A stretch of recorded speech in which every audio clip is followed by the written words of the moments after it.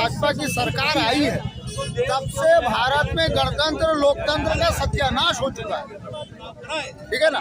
तब से सत्यानाश हो चुका है। ये ईवीएम से चुनी हुई सरकार, ईवीएम घोटाले से चुनी हुई सरकार, झूठी सरकार भारत में जब से आई है तब से इसने संवैधानिक संस्था को और संवैधानिक अधिकारों को पूरी तरह से नष्ट कर दिया है। क्या प्रधानमंत्री अपने पद की गौरव में, मतलब जो गरिमापूर्ण पद है, गौरवमय पद है, लोकतंत्र के लिए है, उसकी व्यवस्था को भूल गए हैं क्या? बिल्कुल भूल गए। वो तो कभी राम को लाते हैं, काली आए रामलला, गए कहाँ थे?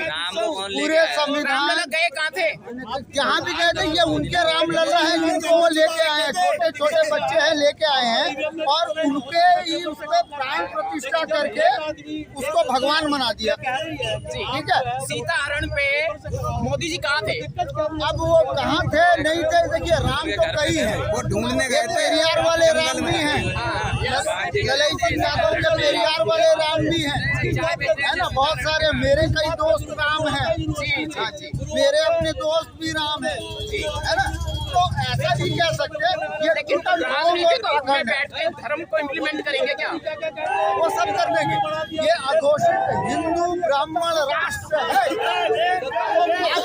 थाने के ऊपर लगा हुआ भगवा लगा हुआ, भगवा है, थाने के ऊपर भगवा है। यहाँ तिरंगा लगना चाहिए था, तिरंगा नहीं है, तिरंगा नहीं है कहीं भी। तिरंगे का अपमान है, उसके बाद हर चीज का अपमान करते जा रहे हैं। बिल्कुल संविधान को पूरी तरह से खत्म कर दिया है इन्होंने। संविधान केवल संविधान सभा में कैद है, ये हम कह सकते हैं। सारे इंस्टीट्यूशन को रेल से गेल हर चीज को बेच कर डॉक्टर रितु सिंह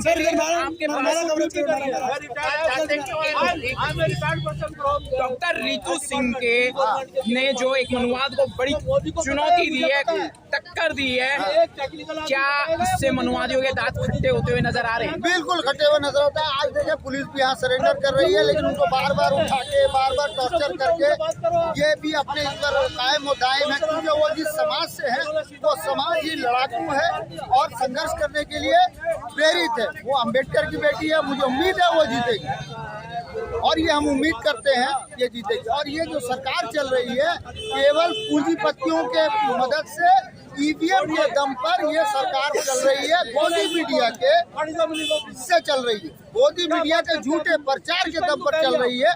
हमें पहले मोदी मीडिया का भी इलाज करना होगा और इसके अलावा जो है ये इसका भी इलाज करना होगा। हमें संघर्ष करके इसको हटाना होगा। 400 पार पर क्या कहेंगे? 400 पार भी अगर ईवीएम रहा और यही चुनाव आयोग रहा तो 400 क्या 500 पार भी हो जाएंगे, 800 पार भी हो जाएंगे। जैसे मनुस्मृति लागू है, लगभग मनुस्मृति पूरी तरह से लागू है।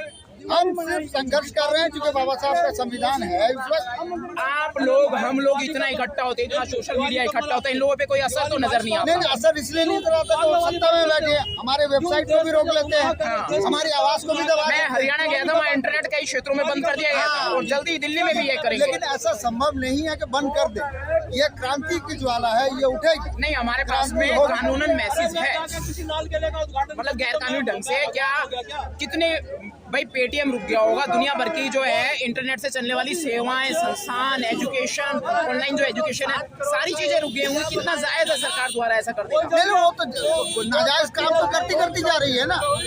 जो आदमी ये कहता है प्रभावित हो रही है, बिल्कुल प्रभावित हो। कल्याण के लिए सत्ता में आए, राजनीति में आए या धर्म के लिए आए? ये तो धर्म नहीं है, धंधा है। ये मैं कई बार आपको बता चुका हूँ, ये धर्म नहीं है, ये ब्राह्मणों का धंधा है जिसमें बेचारा SC ST OBC जो है। राजनीतिकों की क्या जिम्मेदारी है? राजनीतियों की जिम्मेदारी है वो संवैधानिक तौर पर काम करे। भारत एक गणतांत्रिक देश है, गणतांत्रिक सेकुलर देश है, पंथ निरपेक्ष देश है, पंथ निरपेक्ष देश है।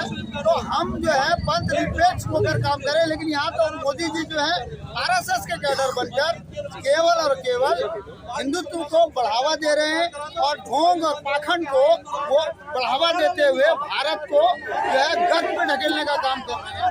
आज भारत की जो परिस्थिति है 205 लाख करोड़ का कर्जा हो चुका है भारत का एक आदमी कर्ज में। लेकिन वो तो रामलला को लेके आए, राम मंदिर बनवा रहे हैं, ये अंधभक्ति है, ये अंधभक्ति है। इस तरह पत्थर में प्राण प्रतिष्ठा करके भगवान बना देने की प्रवृत्ति है।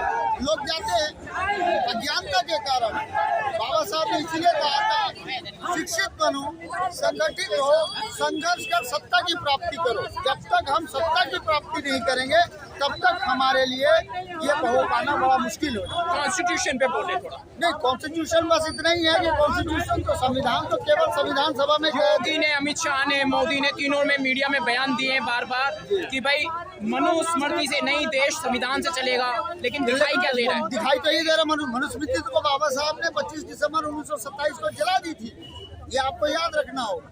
लेकिन इनके दिमाग में जो ब्राह्मण जो बैठे हुए हैं, उनके दिमाग में तो मनुस्मृति है ही, और उससे वो खत्म कर रहे हैं।